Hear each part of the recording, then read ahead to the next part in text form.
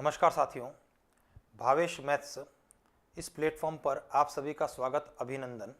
और जब आप YouTube चैनल के ऊपर देखते हैं तो मैथ्स बाय भावेश सर इस नाम से जो चैनल बना हुआ है उस पर पुनः एक बार आपका स्वागत करता हूं, अभिनंदन करता हूं।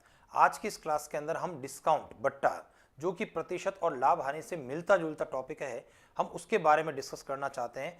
और पिछली परीक्षाओं के अंदर, और या यूँ कह सकता हूं मैं कि बिल्कुल एक सार रूप के अंदर हम डिस्काउंट को यहाँ पर डिस्कस करना चाह रहे हैं। और आज के जो प्रश्न करने वाले हैं हम लोग, उसके बाद आप निश्चित रूप से बट्टे से संबंधित लगभग 90% प्रश्नों को, चाहे किसी भी परीक्षा के अंदर पूछे गए हैं, आप उनको हल करने की स्थिति में रहेंगे। लगभग सभी प्रकार की स्थितियों के प्रश्न हम लोगों ने यहाँ पर कंसीडर किए हैं और आज की इस क्लास के अंदर हम डिस्कस करने वाले हैं। तो उम्मीद करता हूँ कि बने रहेंगे आप क्लास के अंदर, और इन प्रश्नों को और डिस्काउंट इस टॉपिक को हम आज की इस क्लास के साथ में समाप्त करने वाले हैं। और बहुत छोटे, यानी पूरे सार, जिसको हम लोग कहते हैं कि भाई जब समुद्र मंथन हुआ तो उसके अंदर अमृत किस प्रकार से निकल करके आया, उसी प्रकार से ये प्रश्न जो हैं आपके लिए अत्यंत उपयोगी और लाभकारी सिद्ध होने वाले हैं। और पूरा का पूरा जो बट्टा है वो इन प्रश्नों के माध्यम से हमारा डिस्कस हो जाएगा, कवर हो जाएगा। उसके बाद में जो बचेगा वो केवल आप इनकी प्रैक्टिस करें, है ना। इसी प्रकार के प्रश्नों को आप देख करके जब आप कर लेंगे तो आपका ये टॉपिक बहुत अच्छे से तैयार हो जाएगा। तो चलिए आज की शुरुआत करता हूँ सर मैं। अच्छा, ये जब टॉपिक हम लोग स्टार्ट करें, है ना, उसके पहले आपके दिमाग में ये चीज आनी चाहिए कि भाई दो चीजें हैं सर, है ना। पहले मैं उसको एग्जाम्पल के माध्यम से स्पष्ट करता हूं और उसके बाद में जो है प्रश्न के ऊपर आता हूं। ध्यान दीजिए, सबसे पहली चीज है कि जैसे मान लिया मैंने एक छोटे से एग्जाम्पल के रूप में हम लोग बात करें कि भाई देखो, वस्तु के मूल्य जो होते हैं अलग अलग 3 प्रकार के मूल्य हम लोग यहां पर अब डिस्काउंट के साथ में मानना शुरू करेंगे। जैसे मान लिया आप लोगों ने कि भाई एक वस्तु जो है 400 रुपए की खरीदी सर, है ना। मार्केट के अंदर कोई व्यापारी गया और व्यापारी जाकर के एक वस्तु को 400 रुपए में खरीद करके लेकर के आता है और अपनी दुकान पर आकर के उस वस्तु के ऊपर उसने 800 रुपए का टैग लगा दिया, उसको लेबल कर दिया। और जब आप उस वस्तु को खरीदने के लिए जाते हैं, मोल भाव आप करते हैं और मोल भाव करने के बाद में उसने उस वस्तु को 720 रुपए में आपको बेच दिया। बात समझ में आ गई ना सर। तो वस्तु वही है सर, लेकिन अलग अलग स्थितियों में उसका मूल्य आपका अलग अलग है। 400 रुपए की वस्तु है, टैग करने पर 800 रुपए हो गई और बेचने पर आपको 720 रुपए में बेच दी। अब ध्यान देना, वस्तु वही, ये आपका क्रय मूल्य हो गया, यानी 400 रुपए में खरीदी गई। उसके बाद अपनी दुकान पर ला करके जब उसके ऊपर 800 रुपए अंकित कर दिया गया तो वह उसका अंकित मूल्य हो गया। और जब मोल भाव करने के बाद में आपको उसने बेच दिया तो ये बेचने के कारण उस वस्तु का विक्रय मूल्य हो गया। तो ये चीज ध्यान देना, एक वस्तु का ही मूल्य है, अलग अलग स्थितियों की बात है। अब मुझे बताइए, आपको क्या लगता है, जब आपने उस वस्तु को खरीदा तो आपको लगा कि साहब व्यापारी ने मुझे छूट दी है, डिस्काउंट दिया है, बट्टा दिया है ना। कितनी छूट दी है? तो पता लगा कि जो छूट हमारी है वो 80 रुपए छोड़ा है उसने मुझे। किस पर छोड़ा है? 800 रुपए पर छोड़ा है। और प्रतिशत के रूप में आप जब बात करेंगे तो 10% की छूट मिली है, ठीक है। और जब व्यापारी जब अपने गल्ले पर शाम को बैठेगा कि कितना कमाया है, तो कितना कमाया है वो कहां से देखेगा? वो कहेगा कि मैंने 400 रुपए में खरीदा था और उस वस्तु को मैंने किसी ग्राहक को 720 रुपए में दे दिया। इसका मतलब प्रॉफिट कितना कमाया है? 320 रुपए का प्रॉफिट कमाया है। किस पर कमाया है? 400 पर, और गुणा 100 ऐसा काटते हुए प्रॉफिट कितना हुआ सर? 80%। बात समझ में आ गई। तो इस एग्जाम्पल के माध्यम से केवल आपको ये समझना है कि जब लाभ हानि का प्रश्न होता है हमारा, ध्यान दीजिए, वापस से मैं थोड़ा सा शब्दों के ऊपर जोर दे रहा हूं, रिपीट कर रहा हूं। जब लाभ हानि का प्रश्न होता है तो लाभ और हानि की जो गणना होती है वह वस्तु के क्रय मूल्य पर होती है और इसके कारण वस्तु का क्रय मूल्य हमारे द्वारा 100 माना जाता है। इसको ध्यान देना है। लेकिन जो छूट है, डिस्काउंट है, जो आपको दिखता है, कहां पर, किसके आधार पर दिखेगा? कि जो वस्तु का मूल्य आप अंकित कर रखे हैं उसके ऊपर। तो इसका मतलब छूट कहां पर मिलेगी? छूट अंकित मूल्य पर मिलने वाली है। इसका मतलब हमारा बेस क्या हो गया? हमारा बेस अंकित मूल्य हो गया। तो इसको थोड़ा ध्यान देना। तो जब छूट वाले प्रश्न है, डिस्काउंट वाले प्रश्न, उसमें बेस जो है 100, वह आपका अंकित मूल्य माना जाएगा। तो मैं फिर से रिपीट कर लेता हूं जल्दी से। अब इसको समराइज कर लेते हैं जो अभी तक हम लोगों ने सीखा उसके अंदर। लाभ हानि के प्रश्नों में लाभ हानि की गणना वस्तु के क्रय मूल्य के ऊपर होने के कारण वस्तु का क्रय मूल्य हमारे द्वारा 100 माना जाता है, और छूट वाले डिस्काउंट वाले प्रश्नों के अंदर छूट वस्तु के अंकित मूल्य पर दी जाती है, इसके कारण अंकित मूल्य को 100 माना जाता है। ये आपके दिमाग में एक चीज आ जाए। चलिए सब प्रश्नों की शुरुआत कर लेता हूं मैं। एक वस्तु 20% और 5% के दो क्रमागत बट्टों के बाद 14,440 रुपए में बेची गई। वस्तु का अंकित मूल्य कितना है? प्रश्न क्या कह रहा है ना, an article is sold on rupees 14,440 after two discounts of 20% and 5%। ठीक है, टू सक्सेसिव डिस्काउंट कह सकते हैं। फाइंड द मार्क प्राइस या list price of that article.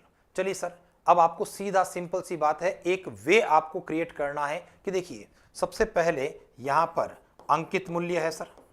अंकित मूल्य के बाद यानी वस्तु के ऊपर जो मूल्य अंकित कर रखा था उसके बाद आपको दो डिस्काउंट दिए गए। पहला डिस्काउंट 20% का प्रश्न ने कहा, और उसके बाद अगला डिस्काउंट 5% का दिया गया, और उसके बाद में विक्रय मूल्य यानी वस्तु बेच दी गई। वापस ध्यान देना सर, आपका डायग्राम तो यही बनने वाला है कि भाई वस्तु थी तो सबसे पहले आपको वस्तु का अंकित मूल्य आपको नजर आया। जैसे ही आपने उस वस्तु को उठाया, जैसे मान लिया कोई शर्ट खरीदा, उसके ऊपर लेबल लगा था कि भाई ये जो है 800 रुपए का शर्ट है, 1200 रुपए का प्रिंट रेट जिसको अपन कहते हैं वो था। उसके बाद में आपने उससे पूछा तो उसने कहा कि साहब 20% का डिस्काउंट है, 5% का डिस्काउंट है, ऐसे डिस्काउंट करते हुए आपको बेचने की बात हो रही है, विक्रय मूल्य। तो आपका डायग्राम ये रहा। अब आपका प्रश्न देखिए क्या स्थिति बनती है। 14,440 रुपए में बेचने की बात कर रहा है, तो इसका मतलब विक्रय मूल्य हमारा 14,440 है। हमें क्या पूछा गया है? हमें पूछा गया है अंकित मूल्य, लिस्ट प्राइस या मार्क प्राइस, जिसको हम लोग एक्स लिख रहे हैं। और जैसा कि हमने प्रतिशत में भी ऐसा प्रश्न किया है, लाभ हानि के अंदर भी प्रश्न किया है, यहां पर फिर से मैं वही बात कर रहा हूं कि हमें अपनी शुरुआत लेफ्ट से राइट की ओर जाकर के करनी है। जैसा आप अपनी कॉपी में लिखते हैं लेफ्ट से राइट, उस लेफ्ट से राइट जाने वाला हर प्रोसेस सही है सर। चाहे किसी भी प्रकार का प्रोसेस यूज करते हैं, लेकिन राइट से आने वाला हर प्रोसेस गलत है, इसको आपको ध्यान देना। तो मुझे लेफ्ट से राइट की ओर ही चलना है, और जब लेफ्ट से राइट की ओर चलूंगा तो सबसे पहले मैंने लिखा एक्स, उसके बाद में 20% का डिस्काउंट यानी कि 20% कम करना, 100 में से 20 घटाना, कितना हो गया 80%। ये हो गया सर 80/100। उसके बाद में 5% का डिस्काउंट यानी 5 और कम करना घटाना, कितना हो गया 95%, 95/100 बराबर में विक्रय मूल्य 14,440। तो मैं उम्मीद करता हूं कि ये चीज आपके दिमाग में आ गई होगी सर। यानी एक्स से शुरुआत कर ली हम लोगों ने, 20% घटाते हुए 80%, 80/100, 5% घटाते हुए 95/100, 95% और 14,440। चलिए अब आगे जो कैलकुलेशन कैसी होगी, ये 80/100 और 95/100 का पक्षांतरण होगा। तो देखिए पोजीशन हमारी क्या बनेगी, 14,440 राइट के अंदर है, उसको मुझे लिखना होगा। इधर से 80/100 और 95/100 का पक्षांतर करना है, तो ये हो जाएगा आपका 100/80 और गुणा में 100/95। उम्मीद करता हूं कि ये चीज आपके दिमाग में आ गई होगी। और चलिए सर यहां से हम इसको कैंसिल करते हुए इसको हल कर लेते हैं। 0 से एक 0 कोई भी काट लेते हैं। 8 का पहाड़ा देखिए यहां पर 440 में, यानी 8 की भाजकता का नियम है, अंतिम 3 अंकों के अंदर 8 का भाग लगे तो भाग लग जाएगा। और जब मैं देखता हूं 440 से 3 अंक है, और इसके अंदर जब 8 का भाग लगाऊंगा तो 8 5 40, 4 बच करके फिर वापस से 8 5 40 लग जाएगा। तो 8 का पूरा पूरा भाग लगना है इसमें। 8 के पहाड़े से 8 एकम 8, 6 बचा, 8 8 64, फिर 4 में भाग टूटने का 0 जरूर लगाना, और उसके बाद 8 5 40। अब देखिए 5 के पहाड़े से काट लेता हूं, 5 के पहाड़े से 2 बार, और 5 के पहाड़े से 19 बार, और 19 से मैं 1805 को भी काट लेता हूं सर। तो देखिए 19 से काट रहा हूं, 19 एकम 19, और यहां पर 19 का पहाड़ा 19 नम 171, 180 में से 171 चला गया, पीछे रह गया 9 और 5 95, 19 पंजा 95। और जब मैं इसको गुणा कर लेता हूं तो देखिए हमारा परिणाम जो है क्या हो रहा है सर, ये देखिए इनका गुणा है। एक तो 95 का 2 से गुणा, और उसके बाद 100 के 2 0, तो 95 का डबल हो गया 190 और 2 0। ये आपके प्रश्न का आंसर रहा 19,000 रुपए। ऑप्शन नंबर डी आपका उत्तर है। तो उम्मीद करता हूं कि प्रश्न जो है निश्चित रूप से आपके दिमाग में आया होगा। और ऐसे हम लोगों ने पिछली क्लासेस में 2 प्रश्न कर लिए थे, प्रतिशत के लिए भी किया था, लाभ हानि के लिए भी किया था, और वही प्रोसेस आपका बट्टे के लिए फिर से रिपीट कर लेता हूं। लेफ्ट से राइट वाला आपको प्रोसेस अप्लाई करना है, और लेफ्ट से राइट वाला हर प्रोसेस आपका सही रहेगा। चलिए आगे बढ़ते हैं। हमारा अगला प्रश्न है 16,000 रुपए का एक कूलर है, ठीक है, 20%, 10% और 10% के 3 क्रमागत बट्टों पर उपलब्ध है। प्रश्न क्या कह रहा है? A cooler of ₹16,000 is available on 3 successive discounts of 20%, 10% and 10%। दी बट्टा श्रेणी के समतुल्य एक बट्टा प्रतिशत कितना है? Find one equivalent discount percent to given discount series, ऐसा आपका प्रश्न बोल रहा है, ठीक है। तो चलिए सर यहां पर बात करते हैं। 20, 10 और 10 ये 3 डिस्काउंट्स आपके हैं और इन 3 डिस्काउंट्स के बाद में आपका एक डिस्काउंट कितना परसेंट बनता है, हमें उसके बारे में सोचना है, उसको कैलकुलेट करना है।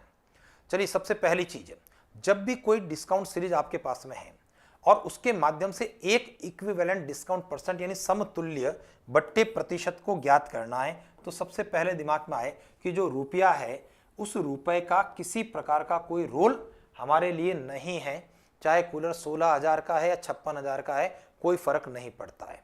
हमें तो केवल और केवल एरो डायग्राम जो हमने प्रतिशत में पढ़ रखा है उसी को आपको प्रयोग करना है। हमें क्या सोचना है कि भी कूलर का मूल्य 100% है, ऐसा यानी 100 रुपया कूलर का मूल्य है।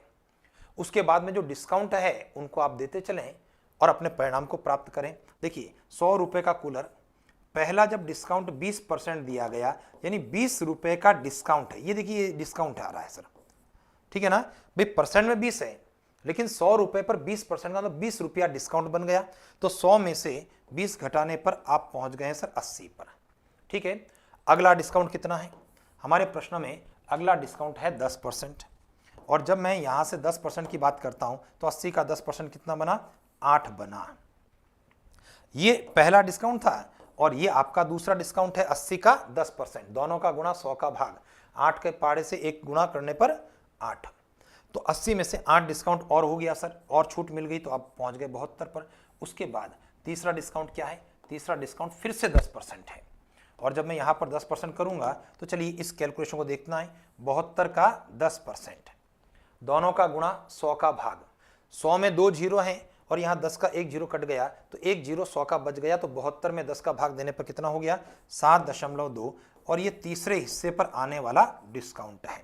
और जब 72 में से 7.2 आप घटा देंगे, कम कर देंगे, तो मैं समझता हूं कि यहाँ पर 8 घटाने पर ये 64.8 हो गया। वापस से इस डायग्राम को समझ लेते हैं, यानी कोशिश करें अपना प्रश्न जो है डायग्राम की फॉर्म में कन्वर्ट हो जाए। 100 रुपए की कोई वस्तु थी, है ना, 20% डिस्काउंट यानी 20 रुपए छोड़ने पर, घटाने पर 80 रुपए, 80 रुपए पर अगला डिस्काउंट 10% का 8 रुपए और छोड़ दिए आपने दूसरे डिस्काउंट के रूप में, और 80 में से 8 घटाने पर 72, और 72 का 10% 7.2, इसको घटाने पर 64.8, ये तीसरा डिस्काउंट। अब चलिए सर, अब अपने प्रश्न का आंसर हम 2 तरीकों से दे सकते हैं। देखिए पहला जो तरीका है ना, रिजल्ट, भाई हमारा प्रश्न कह रहा है कितना बट्टा है ना, तीनों को मिलाकर एग्रीगेट इक्विवेलेंट डिस्काउंट क्या है, तो जो तीनों डिस्काउंट है उसको आप जोड़ दें सर, है ना, ये D1, ये D2 और ये D3, इन तीनों को जोड़ते हुए 20, 8, 28 और 7 35.2%, ये आपके प्रश्न का आंसर होगा। एक तरीका तो ये है, क्योंकि आपको छूट ही तो पूछी गई है और छूट आपकी 20 रुपए, 8 रुपए और 7.2 रुपए की छूट है, इनको जोड़ते हुए 35.2, एक तरीका ये। और दूसरा जो तरीका है, हम लोग क्या कर सकते हैं, यहां पर ये 100 है और इस 100 के साथ में जो एंड 64.8 के साथ में हुआ है, इसको घटाते हुए अपने प्रश्न का उत्तर दे सकते हैं। यानी 100 में से 64.8 अगर घटाते हैं, पॉइंट के नीचे पॉइंट लिख करके घटाना है ना, पॉइंट के नीचे पॉइंट लिखने का मतलब ये है 100 का अभिप्राय 100.0 से रहा, और ये 64 दशमलव के नीचे दशमलव लिख करके इस प्रकार से जब आप घटाएंगे तो देखिए 8 और 2 10 हासिल 1, 5 5 10 हासिल 1, 7 और 3 10, अगेन 35.2%, ये आपके प्रश्न का आंसर होगा, और ऑप्शन नंबर सी आपका उत्तर रहा। तो जो भी आपको उचित लगता है, आपको लगता है कि एरो डायग्राम के अंदर डिस्काउंट की वैल्यूज मेरे पास में आ चुकी है, आप इन तीनों वैल्यूज को जोड़ते हुए अपने प्रश्न का उत्तर दे सकते हैं, या इनिशियल 100 और एंड आपका जो 64.8 पर हो रहा है, उन दोनों को आपस में घटाते हुए 35.2, इस प्रकार से आप अपने प्रश्न का आंसर दे सकते हैं ना। मतलब कुल मिलाकर के फाइनली लास्ट पोजीशन के अंदर थोड़ा चेंजेज है, बाकी आपको एरो डायग्राम बनाना है, ठीक है। तो जब भी आपको कहा जाए इक्विवेलेंट डिस्काउंट परसेंट, ठीक है, जो भी वस्तु का मूल्य है उससे आपको कोई लेन देन नहीं है। एरो डायग्राम 100 से आप स्टार्ट करें, अपने प्रश्न का उत्तर आपको मिल जाएगा। अगला प्रश्न देखते हैं। एक व्यापारी को अपनी वस्तु पर कितने प्रतिशत मूल्य बढ़ाकर अंकित करना होगा? ठीक है जी, कितना परसेंट मूल्य बढ़ाकर अंकित करना होगा कि वह ग्राहक को 20% छूट देकर भी 10% लाभ कमा सके? बहुत प्यारा सा प्रश्न है। प्रश्न क्या कह रहा है? हमारा प्रश्न कह रहा है कि by how much percent the price of an article be listed by a shopkeeper in such a way that he can earn a profit of 10% after given a discount of 20%। यानी 10% का लाभ मुझे कमाना है और 20% की मुझे छूट देनी है। चलिए सर, ये पहला प्रश्न है और इसके बाद आने वाले 2 से 3 प्रश्न इसी कॉन्सेप्ट के ऊपर आधारित होने वाले हैं। देखिए, अभी तक के जो 2 प्रश्न थे वो एग्जैक्टली हम लोगों ने जो प्रतिशत पढ़ा, लाभ हानि पढ़ा, उसी पर आपका बेस था। केवल आपका जो है डिस्काउंट शब्द, छूट शब्द ऐसा आपके पास में आ रहा था। चलिए सर, अभी जो मैं बात करने वाला हूं, जैसे शुरुआत की थी, है ना, तो देखो यहां पर लाभ है सर, और जब प्रॉफिट और लॉस का प्रश्न होता है तो मुझे बताइए 100 किसको माना जाता है? 100 क्रय मूल्य को माना जाता है। ये ध्यान देना है, क्योंकि लाभ और हानि की गणना वस्तु के क्रय मूल्य पर होने के कारण बेस क्रय मूल्य हो गया, कॉस्ट प्राइस हो गई, और उसी को 100 मानेंगे। मुझे बताइए डिस्काउंट, छूट का प्रश्न अगर है तो छूट वाले प्रश्न में 100 किसको मानोगे? 100 आप अंकित मूल्य को मानोगे, क्योंकि छूट जो दी जाती है वस्तु की प्रिंट रेट, लिस्ट प्राइस या मार्क प्राइस यानी अंकित मूल्य पर दी जाती है। इसका मतलब मुझे अंकित मूल्य को 100 मानना। क्लियर हो गया? लेकिन अब देखो, जो प्रश्न की बात कर रहा हूं, 10% का लाभ है। केवल अगर लाभ होता तो मैं क्रय मूल्य को 100 मानता, ठीक है ना। प्रश्न में 20% छूट भी है। अगर पूरे प्रश्न में केवल एक ही शब्द छूट होता तो मैं 100 अंकित मूल्य को मानता। लेकिन जब प्रश्न में 100 किसको माने, अब ये प्रश्न मेरा बन रहा है कि क्योंकि प्रश्न में छूट का प्रतिशत भी है और लाभ का प्रतिशत भी है, दोनों प्रतिशत हैं, तो आप 100 किसको मानोगे? बात, मेरा प्रश्न आप समझ में आ गया ना, कि भाई अगर अकेला लाभ हानि का प्रश्न है तो क्रय मूल्य 100 निर्विवाद रूप से, अकेला छूट का प्रश्न है तो अंकित मूल्य 100, है ना, बी फ्रैंक आप हो जाए ना, उसमें सोचना ही नहीं आपको। लेकिन जब छूट का प्रतिशत भी है, लाभ का प्रतिशत भी है, तो 100 किसको मानोगे? तो अब उसका उत्तर सुन लें आप, कि ऐसी स्थिति में न तो क्रय मूल्य 100 माना जाएगा और न अंकित मूल्य 100 माना जाएगा, ठीक है। लेकिन 100 के बगैर भी हमारे प्रश्न का उत्तर नहीं आएगा। तो अब देखो क्या स्थिति कहना चाह रहा हूं मैं।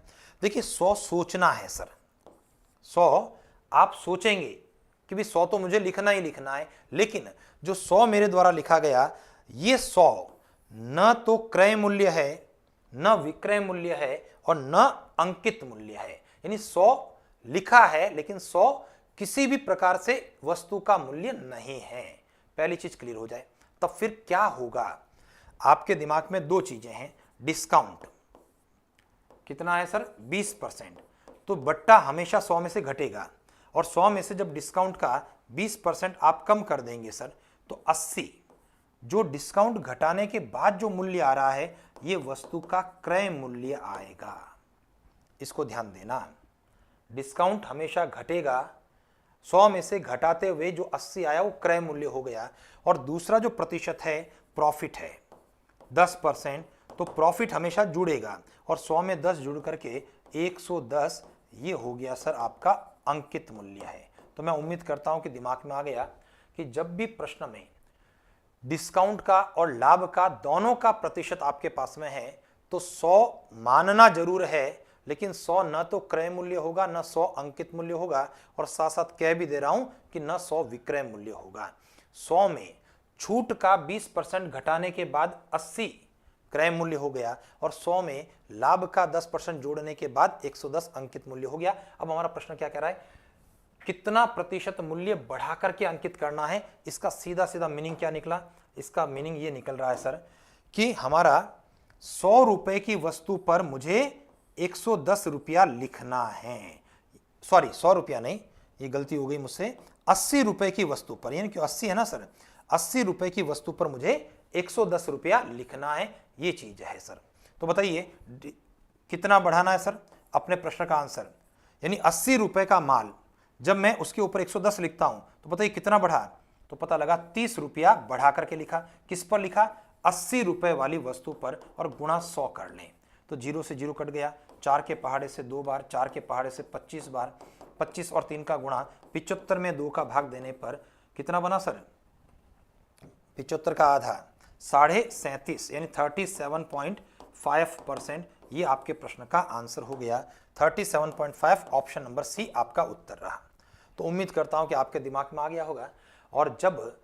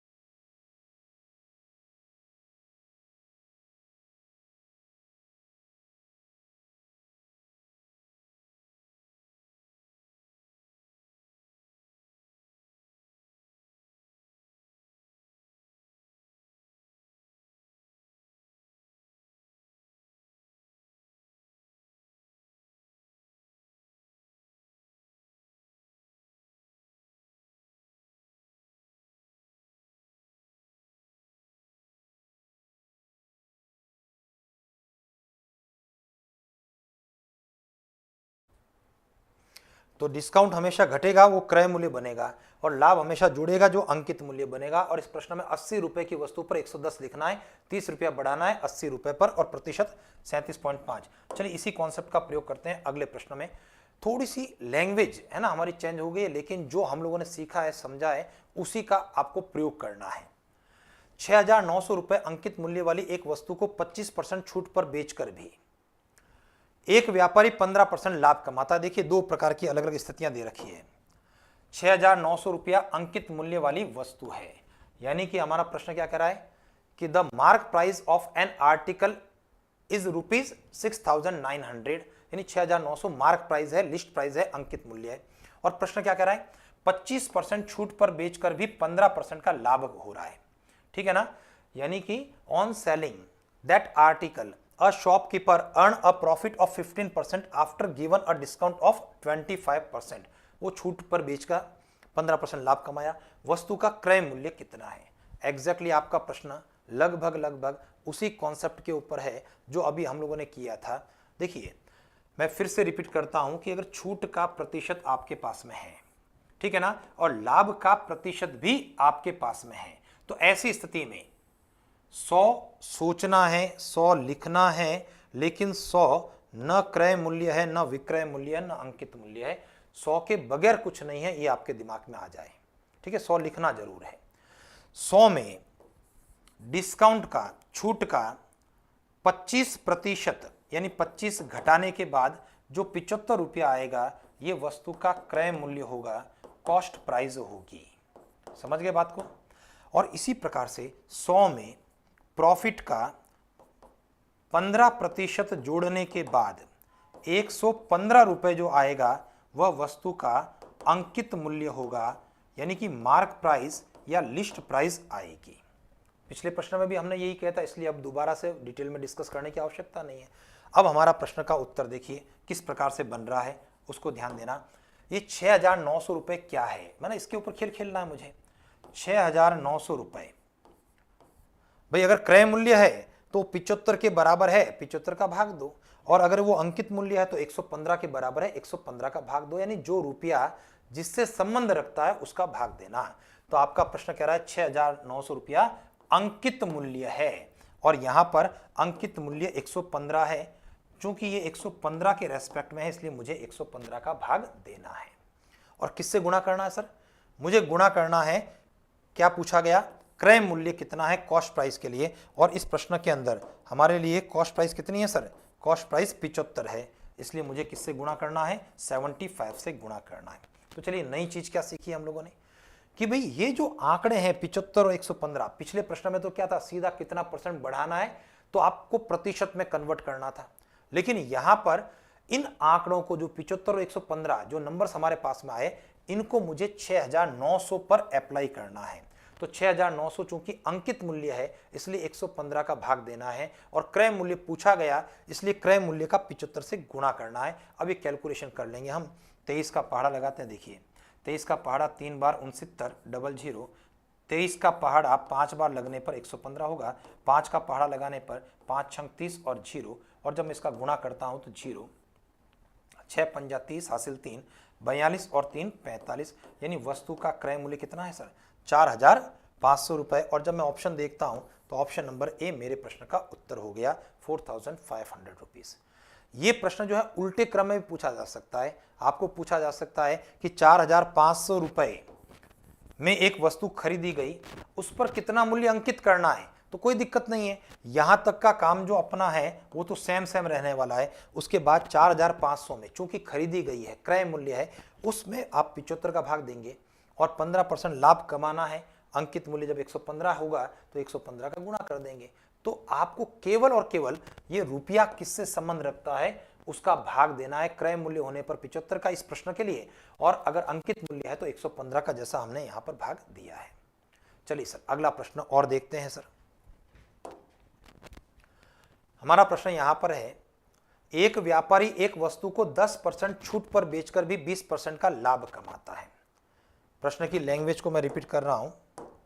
अ shopkeeper earn profit of 20% after giving a discount of 10% to his customer on an article. ठीक है जी। अब आगे प्रश्न क्या कह रहा है, इस वस्तु पर अगर वो 20% की छूट देता है तो लाभ का प्रतिशत कितना है। 20% छूट देने पर लाभ, भाई जैसे देखें, भाई एक व्यापारी का बिल्कुल सीधा सिंपल सा क्राइटेरिया बना है कि जो भी ग्राहक आएगा वो ग्राहक को 10% की छूट मिल जाएगी, है ना। जो भी आम है ग्राहक है, राह चलता हुआ दुकान पर चढ़ा, 10% की छूट देकर के वो माल दे देगा, और उसके ऊपर उसने इस प्रकार से प्लान कर रखा कि 20% वो लाभ कमा लेगा। लेकिन कई बार क्या होता है, दुकान पर कुछ विशेष प्रकार के ग्राहक आ जाते हैं जो जान पहचान वाले हैं या अपने सगे संबंधी हैं, तो उनको ज्यादा डिस्काउंट दिया जाता है। तो वो प्रश्न ही कह रहा है कि जब 10% की छूट देता है तो लाभ 20% का है, लेकिन अगर 20% की छूट देगा तो फिर लाभ कितना प्रतिशत होगा। चलिए सर देखते हैं। तो प्रश्न की सिचुएशन में पहली पंक्ति बहुत स्पष्ट है।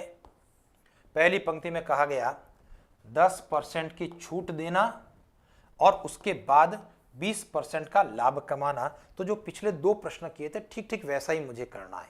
जब किसी प्रश्न में केवल लाभ हानि की बात होती है तो 100 क्रय मूल्य होता है, और जब किसी प्रश्न में केवल छूट की बात होती है तो 100 अंकित मूल्य होता है। इस प्रश्न में 10% छूट भी है और 20% का लाभ भी है, तो इसका मतलब 100 न क्रय मूल्य है न अंकित मूल्य है। लेकिन जैसा मैंने आपसे पहले भी निवेदन किया था कि 100 लिखना है, लेकिन ये क्रय मूल्य नहीं है, अंकित मूल्य नहीं है, और न ही ये विक्रय मूल्य है। इसको विशेष ध्यान देना। तो फिर क्या करें, क्रय मूल्य और अंकित मूल्य कैसे कहां से प्राप्त करें, तो आपके दिमाग में आएगा इसमें से डिस्काउंट का 10% कम कर देते हैं, घटा देते हैं, तो 90 रुपए वस्तु का क्रय मूल्य हो गया, कॉस्ट प्राइस हो गया। उम्मीद करता हूं दिमाग में आया। इसके बाद अगर मैं इसी 100 के अंदर प्रॉफिट का 20% जोड़ देता हूं तो 120 रुपया होगा। ये वस्तु का अंकित मूल्य हो गया, यानी मार्क प्राइस हो गया। तो कुल मिलाकर के उसने इस प्रकार का सिस्टम कर रखा है कि 90 रुपए की वस्तु पर 120 रुपया अंकित कर रखा है। तो हिसाब किताब बैठ जाता है कि 10% की छूट देता है, 20% का वो लाभ भी कमा लेता है। लेकिन अब हुआ क्या, अब सिचुएशन के अंदर ध्यान देना, 20% छूट देता है।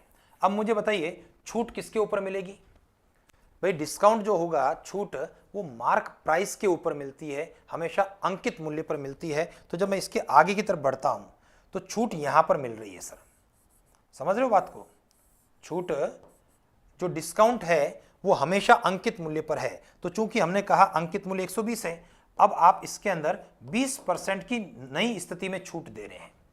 अब 120 का 20% मुझे कैलकुलेट करना चाहिए। इन दोनों का गुणा और 100 का भाग। तो दोनों का गुणा किया, 100 का भाग दिया, 100 के 2 जीरो और ये दिखने वाले 2 जीरो कट गए। 12 और 2 का गुणा कितना हो गया सर? 12 और 2 का गुणा 24 हो गया सर। समझ गए? तो 120 में से जब 24 कम हो गया, घट गया, तो पीछे कितना रहा? 96। और ये आपका विक्रय मूल्य बना है, यानी सेलिंग प्राइस बना है नई प्रकार की स्थिति में। वापस ध्यान दीजिए भाई, यहां तक 90 120 तक तो सीधा सरल सा गणित था। 10% की छूट घटाने पर 90 क्रय मूल्य हो गया, लाभ का 20% जोड़ने पर 120 रुपया अंकित मूल्य हो गया। लेकिन अब प्रश्न ये कहता है कि अब वो 10% छूट नहीं दे करके अब 20% छूट अगर देता है किसी विशेष व्यक्ति को, तो छूट किस पर दी जाएगी?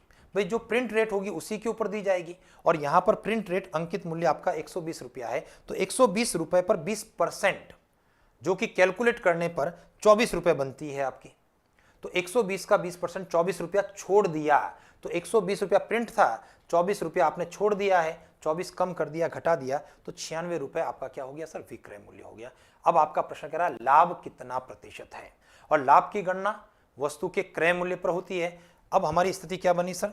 हमारी स्थिति ये बन रही है कि जो वस्तु यहां पर देखिए 90 रुपए में खरीदी गई है, वह 90 रुपए की वस्तु अब 96 रुपए में विक्रय मूल्य बेची जा रही है।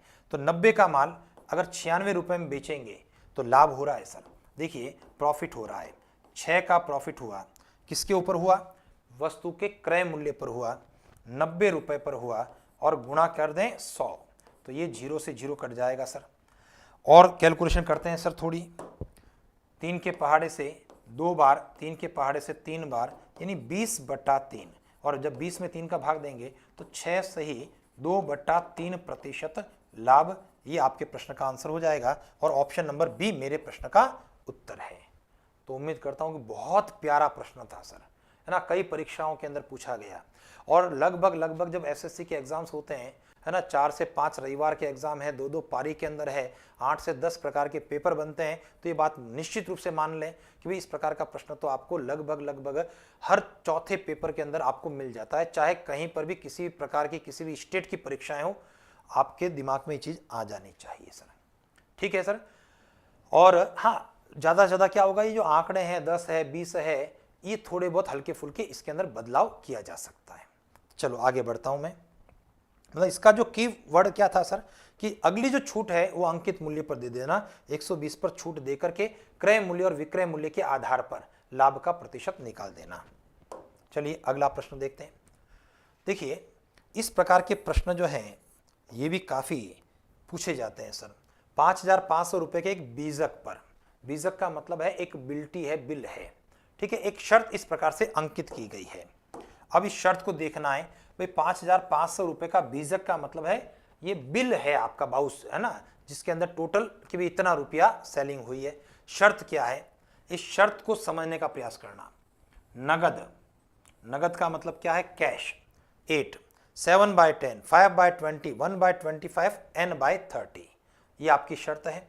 और प्रश्न कह रहा है बिल का भुगतान 13वें दिन अगर किया जाता है तो भुगतान की राशि कितनी है? ठीक है ना, कितना भुगतान करना है। अब इस शर्त को आपको समझना है। देखिए मैं शर्त को वापस एक बार लिख देता हूं। नगद 8, 7/10, 5/20, 1/25 और n/30 ये है। इसका सीधा सरल सा गणित ये है कि नगद 8 का मतलब ये है कि अगर आप कैश पेमेंट करते हैं तो आपको 8% डिस्काउंट मिल जाएगा। किसका मिलेगा सर? इस 5,500 रुपए का 8% डिस्काउंट आपको मिलने वाला है अगर आप कैश पेमेंट करते हैं तो। मान लो कैश पेमेंट नहीं करते हैं तो यहां देखें सर, हर में क्या लिखा है? ये 10 लिखा है, यानी 10 दिन के भीतर भीतर अगर आप पेमेंट करते हैं, 10 दिन के भीतर भीतर का मतलब 10वें दिन तक का पेमेंट करते हैं, आपने कैश भुगतान नहीं किया और पहले दिन से लेकर के 10वें दिन के बीच में या 10वें दिन तक अगर आप भुगतान करते हैं तो आपको डिस्काउंट 7% का मिलेगा और ये डिस्काउंट 5,500 पर मिलेगा। अगर आप 10 दिन तक भी भुगतान नहीं कर पाते हैं तो 10 के आगे जब बढ़ेंगे, आगे आपको 20 दिख रहा है, यानी 11 से लेकर के 20 दिन के बीच अगर आप भुगतान करते हैं तो फिर आपको डिस्काउंट 5% का मिलने वाला है। अगर आप भुगतान 20 दिन तक भी नहीं कर पाते हैं तो 20 दिन के बाद और 25वें दिन तक यानी 21 दिन से लगा करके 25 दिन तक अगर आप करते हैं तो आपको डिस्काउंट केवल 1% दिया जाएगा। और 25 दिन के बाद अगर आप भुगतान करते हैं तो एन फॉर निल यानी कोई डिस्काउंट आपको देय नहीं होगा। ठीक है सर, तो ये 30 दिन तक आप भुगतान कर सकते हैं और उसमें अलग अलग अवधि के अनुसार अलग अलग डिस्काउंट आप प्राप्त कर सकते हैं। बात समझ में आ गई? तो ये शर्त आपको अगर समझ में आ जाती है तो हम अपने प्रश्न का उत्तर बहुत आसानी से दे सकते हैं। सर मुझे बताइए, इस प्रश्न के अंदर वही चीज है सर, सबसे पहले अंकित मूल्य की बात करूंगा, उसके बाद में यहां पर एक डिस्काउंट की बात करूंगा और उसके बाद में भुगतान का मतलब है बेचने की राशि विक्रय मूल्य की मैं बात करूंगा। ठीक है सर, अंकित मूल्य, डिस्काउंट और विक्रय मूल्य आपका यही क्रम रहने वाला है। अंकित मूल्य आपका प्रश्न में है सर 5,500 रुपए। अब आपको सोचना है सर डिस्काउंट कितना है, क्योंकि जो शर्त है उसके आधार पर आप तय करेंगे और शर्त में आपका भुगतान कौन से दिन करना है सर? 13वें दिन भुगतान करना है सर आपको।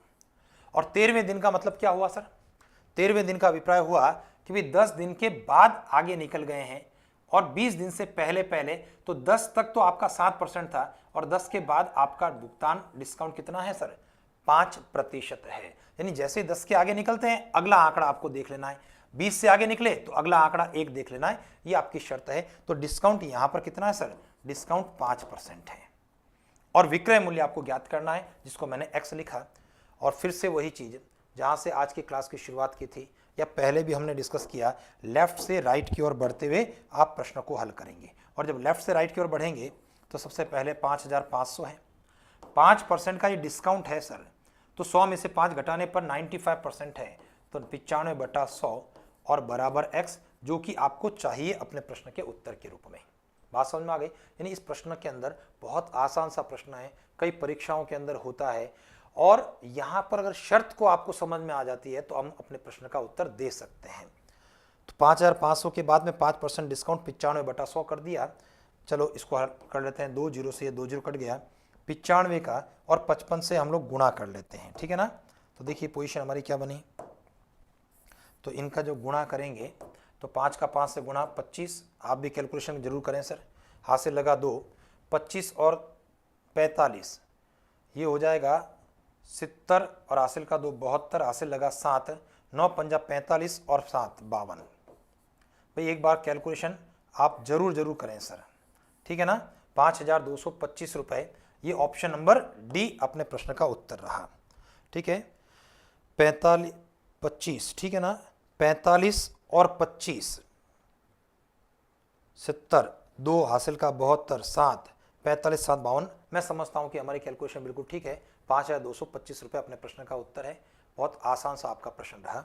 चलिए सर आगे बढ़ते हैं और हमारा अगला जो प्रश्न है, एक वस्तु पर अंकित मूल्य 6,500 रुपए है। ठीक है, अंकित मूल्य इसका मतलब लिस्ट प्राइस की बात हो रही है, मार्क प्राइस की बात हो रही है। इसे 2 क्रमित बट्टों के साथ 5,031 रुपए में बेचा जाता है। ध्यान दीजिए, 2 सक्सेसिव डिस्काउंट्स की बात कर रहा है, 5,031 में बेचने की भी बात कर रहा है। और प्रश्न हमारा कह रहा है कि यदि पहला बट्टा 10% का है तो दूसरा बट्टा कितना होगा, है ना? सेकंड डिस्काउंट आपको निकालना है। प्रश्न हमारा इस प्रकार की बात कर रहा है कि an article having mark price ₹6,500 is selling on ₹5,031 after given 2 successive discounts. If the rate of first discount is 10%, then find the second discount. कुछ नहीं करना है सर, वही आप एरो डायग्राम की बात करें, लेफ्ट में हमेशा अंकित मूल्य, बेचने का मूल्य, विक्रय मूल्य राइट में। देखो इस प्रकार से अंकित मूल्य यानी कि मार्क प्राइस या लिस्ट प्राइस, उसके बाद में 2 डिस्काउंट की बात हो रही है हमारे प्रश्न में। ठीक है, और 2 डिस्काउंट के बाद में यहां पर विक्रय मूल्य, सेलिंग प्राइस। प्रश्न ने कहा 6,500 रुपए अंकित मूल्य है और 5,031 रुपया विक्रय मूल्य है। बात समझ में आ गई? अब चलिए सर, अब इसके अंदर क्या चीज है सर? 2 बट्टों में से एक बट्टा आपके पास में है, तो मुझे ये कैलकुलेशन कर लेनी चाहिए सर। 6,500 का 10%, 2 जीरो 100 का भाग लगाने पर दोनों का गुणा, ये कट जाएंगे और 65 का 10 से गुणा होने पर 650 रुपया ये आपको छूट मिल गई है। बात समझ में आ गई? यानी पहला बट्टा तो आपके पास में है, 10%, तो मैंने 10% निकाल दिया और 650 कर लिया। अब 6500 में से जब छूट 650 रुपये को छोड़ देंगे तो इसमें से जो अगर मैं घटाता हूँ 500 700 तो कितना आएगा सर? ये 700 घटाने पर 5800, तो मैं समझता हूँ 5850 रुपये यहाँ पर आ गया, यानी सेंटर के अंदर जब पहुँचे एक बट्टे के बाद 5850। ठीक है जी। अब दूसरा डिस्काउंट आपको प्राप्त करना है, तो अब आपको क्या देखना है सर कि यहाँ पर कि जो रुपया है आपके 5850 से अब दाम और घट गया है सर 5031 रुपए के रूप में। तो बताइए डिस्काउंट कितना हो गया? डिस्काउंट हो गया 5850 माइनस 5031, और जब मैं इसको घटाता हूं तो 9 और 1 10, 4 और 1 5, ये हो गया 8, 819 रुपए का डिस्काउंट हो गया। वापस ध्यान देना, 6500 का मूल्य का कोई आर्टिकल था, 10% की छूट 650 रुपए आपने उसके ऊपर छोड़ दिए, तो 6500 में से जब 650 कम कर दिए तो अब वस्तु का मूल्य 5850 हो गया एक छूट देने के बाद। उसके बाद एक छूट और देता है, अब वो छूट कितनी है वो हमने निकाली, 5850 में से 5031 को घटाते हुए 819 रुपए। और मुझे बताइए अपने प्रश्न का आंसर, डिस्काउंट का परसेंट मुझे चाहिए, 819 रुपए की छूट है। और ये छूट किस पर है? ये छूट 5850 पर है, 5850। और गुणा किससे कर दें सर? गुणा हम लोग कर देते हैं प्रतिशत को निकालने के लिए 100 से। चलिए कैलकुलेशन करते हैं। ये 0 से ये 0 कट गया, 5 का पहाड़ा लगाया सर 2 बार, और 5 का पहाड़ा 5 एकम 5, फिर से 5 एकम 5, 3 बचने पर 5 7 35। अब 117 और 819 को आप 13 और 9 के पहाड़े से इसको काट सकते हैं, क्योंकि 117 13 और 9 का गुणा है। और अगर आपको लग रहा है कि भाई ये सीधा सीधा 7 गुना हो रहा है, क्योंकि 17 7 119 होता है, 17 और 7 का गुणा, और 119 का 19 से हासिल 1 लग चुका है, तो मैं इसको सीधा भी इसको सोच सकता हूं, लिख सकता हूं, और नहीं तो 13 से और 9 के पहाड़े से, यानी 2 बार में आप इसको कैलकुलेट कर सकते हैं। ये जो है सीधा सीधा 7 बार में कट जाएगा, क्योंकि 7 का 7 से गुणा 49, 49 का 9 हो गया, 4 ऊपर हासिल में कैरी ओवर हो गया, 7 का 1 से गुणा 7 और 4 जोड़ने पर 11 हासिल 1, 7 और 1 8, और 7 और 2 का गुणा कितना हो गया सर? 14%। तो हमारे प्रश्न का आंसर कहाँ रहा? ऑप्शन नंबर बी मेरे प्रश्न का उत्तर रहा, 14% सेकंड डिस्काउंट है। ठीक है सर। तो मैं उम्मीद करता हूं कि आज की इस क्लास के अंदर जो भी हमने पढ़ा है, जो भी हम लोगों ने सीखा है, समझा है ना, वो आप चीज़ों आपको समझ में आ गया है। और मैं आपसे बात कर रहा हूं कि भी लगभग जो है डिस्काउंट में किस प्रकार के किस टाइप्स के प्रश्न बनते हैं वो मोस्टली हम लोगों ने डिस्कस कर लिए हैं। और लगभग किताबों के हम लोग 85 से 90% प्रश्न अगर डिस्काउंट से संबंध रखते हैं तो वो हम लोग करने की स्थिति में रहने वाले हैं।